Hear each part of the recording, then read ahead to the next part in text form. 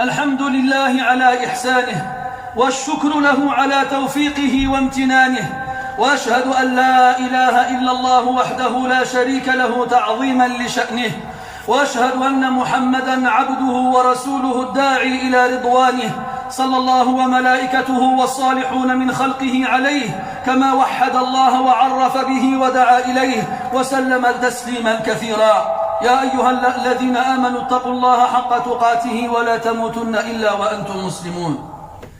Chers musulmans, nous sommes aujourd'hui le premier jour du mois de Dhul Qa'dah. Et Dhul Qa'dah est l'avant-dernier mois de l'année islamique. C'est aussi le premier des 3 mois sacrés consécutifs. Dhul Qa'dah, Dhul Hijjah, puis Muharram. Et il y en a un 4e un peu plus loin qu'on appelle Rajab.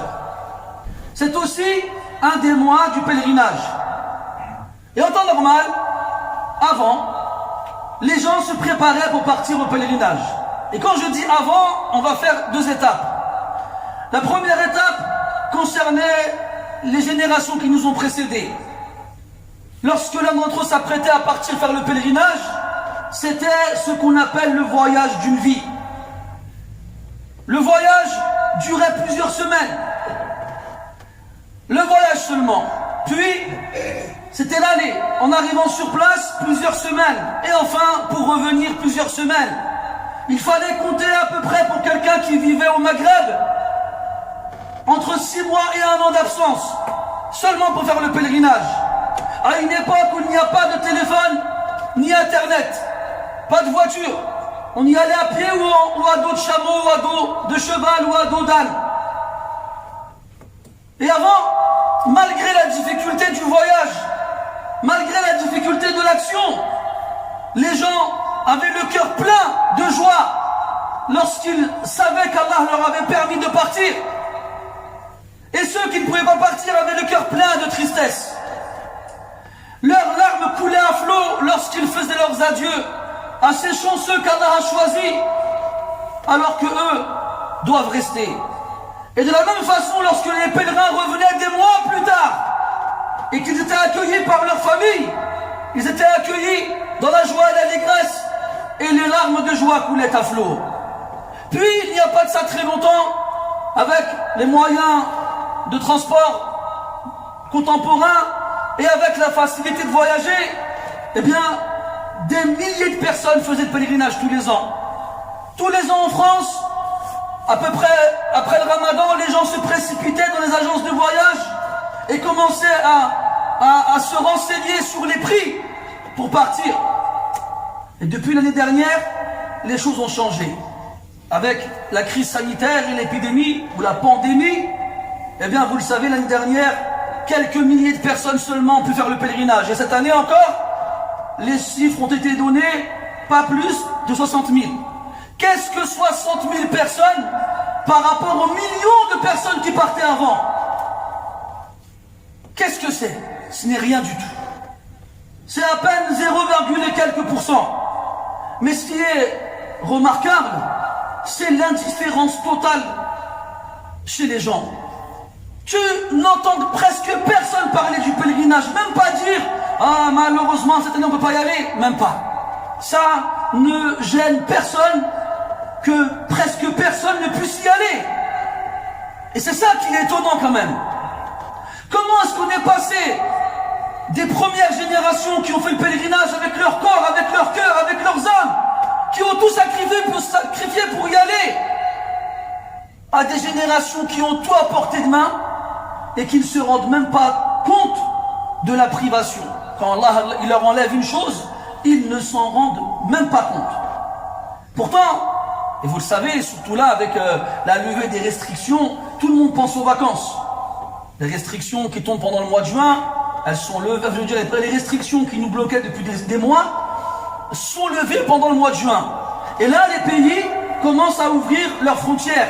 Et donc tout le monde ne parle que des vacances. Tu vas partir cette année? Tu vas partir où? Tu vas partir au bled? Ou bien tu vas partir t'amuser? Ou bien. Et les gens justifient cette envie de vouloir partir en disant on est compressé, on est resté bloqué pendant des mois, on a envie de voyager, on a envie de souffler, on a envie de se reposer. Et presque personne ne parle du pèlerinage. Personne. Il y a même des gens, au moment où c'était encore ouvert, avant que la pandémie ne se répande, quand tu leur demandais est-ce que tu as l'intention de partir cette année faire le pèlerinage, sans aucune pudeur, sans aucune honte, sans aucune hésitation, ils te répondaient non. Pas parce qu'il n'a pas les moyens physiques ou les moyens financiers, non, parce que ça ne lui traverse même pas l'esprit. Il n'en a pas envie, à défaut d'en avoir l'intention. Alors qu'Allah Ta'ala lui a donné la santé et l'argent. Et après, ils n'ont pas honte quand ils se réunissent autour d'un café en se disant les uns les autres c'est trop cher le pèlerinage, laisse tomber, c'est du vol, c'est des arnaqueurs et ainsi de suite. Mais par contre, quand lui, il dépense 5 000, 6 000 euros un mois au bled, c'est pas grave. Là, ça vaut le coup. Là, on est en train de dire oui c'est cher, mais tant pis, qu'est-ce que tu veux? C'est sûr. Parce qu'on a un sens des priorités qui est vraiment à côté de toutes les vraies priorités. C'est une triste réalité, mes frères, dans laquelle nous vivons aujourd'hui. Ne vous faites pas tromper par les apparences. Ne vous faites pas avoir par le nombre de personnes qui se bousculent dans les mosquées, par le nombre de personnes qui cherchent absolument à manger de la viande halal, par le nombre de personnes qui cherchent des imams pour leur faire le halal quand ils veulent se marier, puis juste après, le soir même, ils font le haram. Ne vous faites pas tromper par ces gens-là.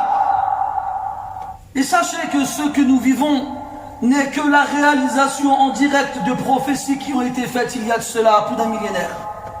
Le prophète nous a dit, sallallahu alayhi wa sallam, les anses de l'islam s'anéantiront les uns après les autres. Qu'est-ce que c'est une anse? Une anse, c'est la poignée qui te permet de tenir un récipient, comme un broc ou une chope. Eh bien, imaginez que l'islam est comme une coupe.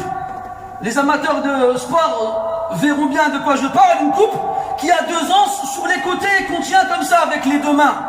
Eh bien, imaginez que l'islam est une coupe, mais qui n'a pas seulement 2 anses, mais plusieurs. Et ces anses-là seront enlevées les unes après les autres. Chaque fois qu'on enlèvera une anse, les gens s'accrocheront à celle qui suivra, celle qu'il y aura juste après, jusqu'à ce qu'il n'y ait plus aucune anse. Alors à ce moment-là, mes frères, le hadith il est fini. Si à chaque fois qu'une anse disparaît et que les gens s'accrochent à celle qui suit, dites-le moi s'il vous plaît, quand il n'y en aura plus des anses, ils s'accrocheront à quoi? À quoi est-ce qu'ils s'accrocheront? La prière? Peut-être que nous sommes la génération à laquelle Allah a fait référence dans le Coran, quand il a dit فَخَلَفَ مِن بَعْدِهِمْ خَلْفٌ أَضَاعُوا الصَّلَاةَ وَاتَّبَعُوا الشَّهَوَاتِ. Est venue après eux une génération qui ont gâché la prière et qui ont suivi leur passion. Gâcher la prière, on n'est pas les premiers. À l'époque même, après la mort du prophète sallallahu alayhi wa sallam, les compagnons s'en sont rendus compte, radiyallahu anhum. Abu Darda, radiyallahu anhu, un jour il rentre chez lui en colère. Sa femme lui dit, qu'est-ce que tu as? Pourquoi tu es en colère? Il a dit, je ne reconnais plus rien chez les gens de l'islam, si ce n'est cette prière qu'ils font encore. Et Al-Awza'i, rahimahullah, qui rapporte cette histoire, il dit, qu'est-ce qu'il aurait dit à Abu Darda s'il avait vécu notre époque? Alors que Al-Awza'i, il a vécu qu'une génération après lui.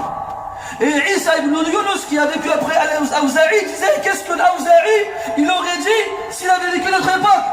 Eh bien moi, des générations plus tard, je vous le dis à leur place, et qu'est-ce qu'eux, ils auraient dit s'ils avaient vécu notre époque? Un jour, As-Suhli, rahimahullah, il est à Damas, et il rentre chez Anas ibn Malik, radiyallahu anhu, et il le trouve en train de pleurer. Il dit, Anas, pourquoi est-ce que tu pleures?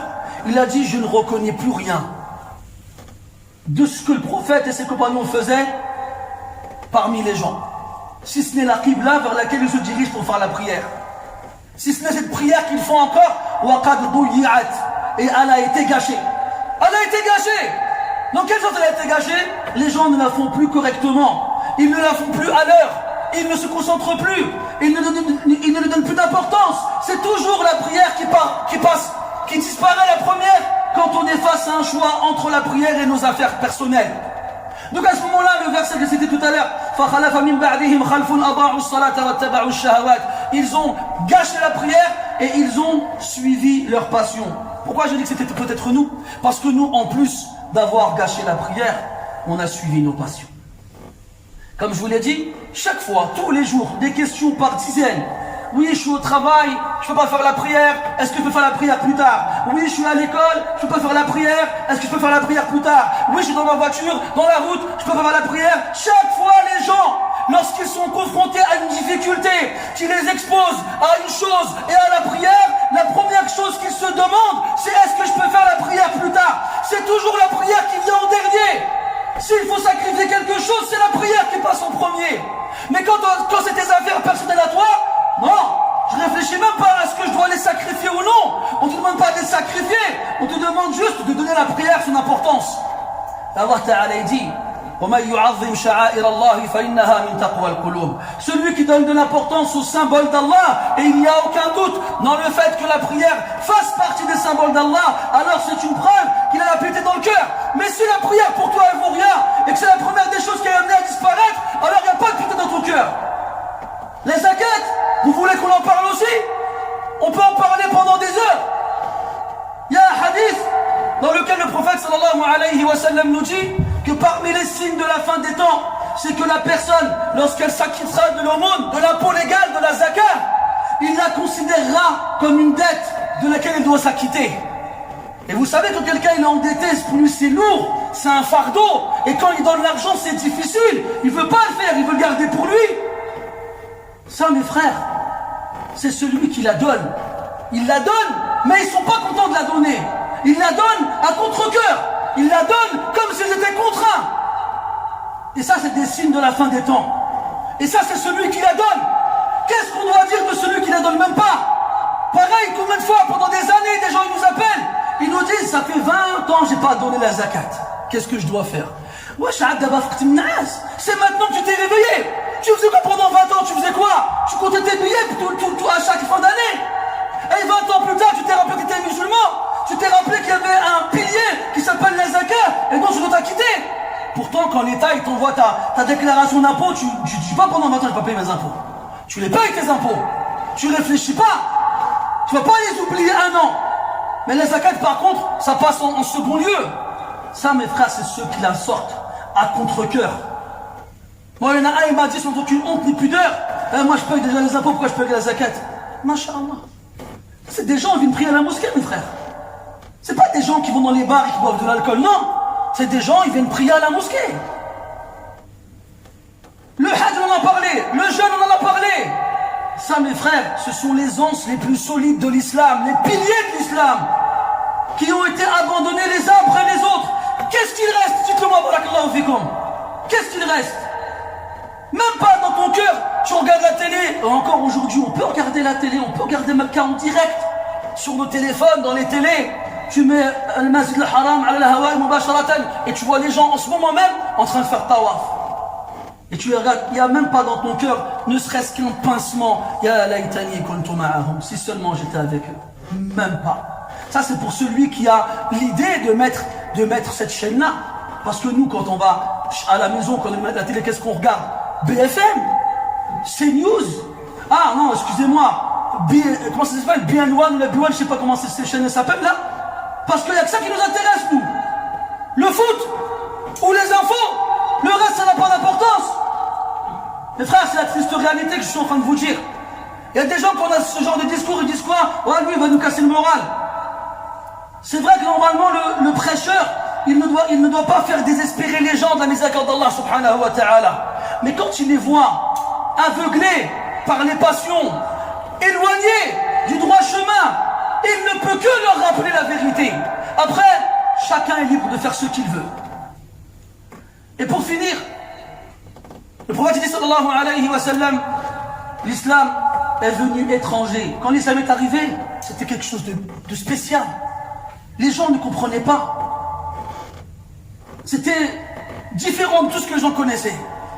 Et quand les gens suivaient l'islam, on les considérait comme des étrangers. C'est comme nous maintenant, aujourd'hui, on est dans 93, il y a quelqu'un qui vient du Pérou, avec l'habit traditionnel du Pérou, et la langue du Pérou, et qui vient, il marche dans la rue comme ça, tout le monde va le regarder, il dit, ah, lui c'est un étranger, c'est sûr. Eh bien, l'islam, il est venu comme ça. Et il redeviendra comme ça, comme il a commencé, étranger. Fatouba lil ghuraba. Bonheur à l'heure pour les étrangers. Et moi, je vous pose la question, mes frères. Est-ce que vous vous sentez étranger dans ce monde aujourd'hui? Est-ce que vous vous sentez à votre place? Si la réponse est oui, dans le sens où vous vous sentez à votre place et vous ne vous sentez pas étranger, il y a un problème. Là, il faut revoir notre foi dans ses fondements. Parce que se sentir bien dans cet environnement-là, c'est pas normal. Pour quelqu'un qui a la foi dans le cœur, ce n'est pas normal. On voit le mal partout, répandu. Le bien est devenu mauvais, le mauvais est devenu bien. La pudeur est devenue préjudiciable. Et le fait de se dévoiler, l'exhibitionnisme est devenu normal. Et ça ne nous dérange pas. Ça ne nous fait rien, plus rien du tout. L'étranger, mes frères, c'est celui qui est réveillé quand les autres ils sont endormis profondément. L'étranger, c'est celui qui est sérieux quand les gens autour de lui passent leur temps à s'amuser. L'étranger, c'est celui que les gens considèrent comme un étranger, alors qu'auprès d'Allah Ta'ala, il a une place spéciale. Donc dites-moi, mes frères, barakallahu fikum, est-ce qu'on est des étrangers dans ce monde qui est devenu étranger? Et souvenez-vous de ce verset où Allah Ta'ala nous dit Ya ayyuhalladhina amanu taqullaha wal tanzur nafsum ma qaddamat lighad. Que chaque âme, ô vous qui avez cru, craignez Allah, et que chaque âme regarde ce qu'elle a préparé pour demain. Ce qu'elle a préparé pour demain. Qu'est-ce qu'on a préparé pour demain? Et quand on dit demain, c'est pas demain, le lendemain, samedi par exemple. Non, c'est le jour de la résurrection. Les frères, les savants nous disent avec l'intention, on peut atteindre des degrés qu'on ne peut pas forcément atteindre avec nos propres actions. Si on ne peut pas faire le pèlerinage, si on sait que c'est pas possible, au moins, ayons l'intention. Qu'est-ce qu'on a à perdre d'avoir l'intention? On est récompensé pour l'intention. Au moins qu'on y pense, au moins qu'on regarde la Mecque, au moins qu'on regarde un peu ces images-là. Plutôt que de préférer regarder autre chose, ou de chercher sur Airbnb ou les applications de ce genre-là, quelle maison on va louer cette année en Espagne pour passer 2 semaines tranquilles. La vie elle passe vite et elle est rapide. Allah dans le Coran il appelle al-ajila, elle attend personne. Et le jour où tes cheveux seront entièrement blancs et que tes dents seront tombées et que tu auras mal au dos, tu auras mal aux articulations et que tu sentiras que l'heure elle est proche, tu souhaiterais revenir à la jeunesse pour faire plus d'actions, mais ce sera trop tard. Alors qu'est-ce qu'on doit dire à tous ces jeunes qui sont morts sans jamais avoir eu de cheveux blancs? Tous ces jeunes qui pensaient qu'ils allaient vivre longtemps et que à ce moment-là on fera le pèlerinage, et à ce moment-là on fera la prière, et à ce moment-là on ira à la mosquée, là on se mettra bien, on se rangera. Mais qui t'a dit toi que tu vas atteindre cet âge-là? Qui t'a dit? نسأل الله تعالى أن يرحمنا برحمته نسأله سبحانه وتعالى أن يوفقنا لكل خير نسأله سبحانه وتعالى أن يجعلنا ممن يأمر بالمعروف ويأتيه وممن ينهى عن المنكر ولا يأتيه اللهم إنا نسألك فعل الخيرات وترك المنكرات وحب المساكين وأن تغفر لنا وترحمنا وإذا أردت بعبادك فتنة فاقبضنا إليك غير مفتونين اللهم اهدنا لأحسن الأخلاق والأقوال والأعمال لا يهدي لأحسنها إلا أنت واصرف عنا سيئها لا يصرف عنا سيئها إلا أنت اللهم آتنا في الدنيا حسنة وفي الآخرة حسنة وقنا عذاب النار اللهم وفقنا لحج بيتك الحرام قبل الممات يا رب العالمين اللهم لا تحرمنا زيارة بيتك يا رب العالمين اللهم وفقنا لزيارة مسجد نبيك صلى الله عليه وسلم ووفقنا لزيارة المسجد الأقصى وارزقنا صلاة فيه قبل الممات يا رب السماوات يا رب الأرض والسماء اللهم أحد إخواننا ستجرى عليه عملية جراحية صعبة في الأيام المقبلة تصدق بصدقة يرجو قبولها من الله تعالى ويرجو أن يجعلها سببا لشفائه فنسأل نسأل الله سبحانه وتعالى أن يتقبل منه صدقته وأن يجعلها سببا لنزول شفائه عليه، وأن يوفق الأطباء في هذه العملية، وأن يرزق لهم النجاح، وأن يجعلها سببا لشفائه العاجل. كما أحد إخواننا أمه مريضة أصيبت بالسرطان، نسأل الله تعالى لها أن يفرج عنها كربها وأن يشفيها من مرضها وأن يشفي معها جميع مرضى المسلمين يا رب العالمين. وصلى الله على نبينا محمد وعلى آله وأصحابه أجمعين، والحمد لله رب العالمين. وقوموا إلى صلاتكم يرحمكم الله.